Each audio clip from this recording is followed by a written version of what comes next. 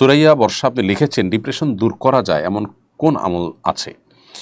Depression দূর করবার জন্য প্রথমত আল্লাহ রাব্বুল আলামিনের সমস্ত ফয়সালাকে মেনে নেওয়া, সহনশীল হওয়া, ধৈর্যশীল হওয়া।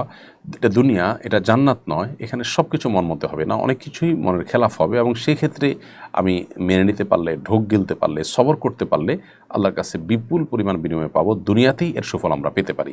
এই কাউন্সেলিং নিজের মধ্যে থাকতে হবে, সেলফ কাউন্সেলিংয়ের দরকার হবে। দ্বিতীয়ত, ডিপ্রেশন এবং বিপদ আপদ মুসিবত এগুলো দূরের জন্য আমরা বেশি বেশি দুরুদের আমলটা করতে পারি, দুরুদ পাঠ করতে পারি। কারণ দুরুদ সম্পর্কে নবী সাল্লাল্লাহু আলাইহি ওয়াসাল্লাম বলেছেন, মান লাজিমাল ইস্তিগফার, যে ব্যক্তি ইস্তিগফারকে অবধারিত করে নিবে এবং সবসময় নিয়মিত ইস্তিগফার করতে থাকবে, জাআলাল্লাহু লাহু মিন কুল্লি হাম্মিন ফারাজা ওয়া মিন কুল্লি দিকিন মাখরাজা, আল্লাহ তাআলা তার সমস্ত পেরেশানি, সংকীর্ণ অবস্থান থেকে তাকে বের হওয়ার জন্য পথ বাতলে দিবেন, এবং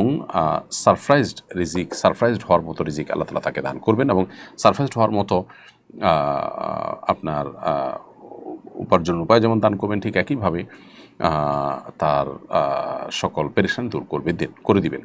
তো এই জন্য দুরুদের আমলটা আপনি করতে পারেন। দোয়া ইউনুস, সেই আমলটাও ডিপ্রেশন দূরের জন্য কার্যকর আমল। এছাড়া নবী সাল্লাল্লাহু আলাইহি ওয়াসাল্লামের একটা দোয়া আছে স্পেসিফিক এটার জন্য, সেটা হলো আল্লাহুম্মা ইন্নী আউযু বিকা মিনাল হাম্মি ওয়াল হুজনি ওয়া আউযু বিকা মিনাল আজজি ওয়াল কাসাল, যার অর্থ হলো আল্লাহ আপনার কাছ থেকে দুশ্চিন্তা এবং ডিপ্রেশন পেরেশানি থেকে আমি পানাহ চাই, আশ্রয় চাই। এই দোয়াটা আমরা বিশেষ করে পাঠ করতে পারি।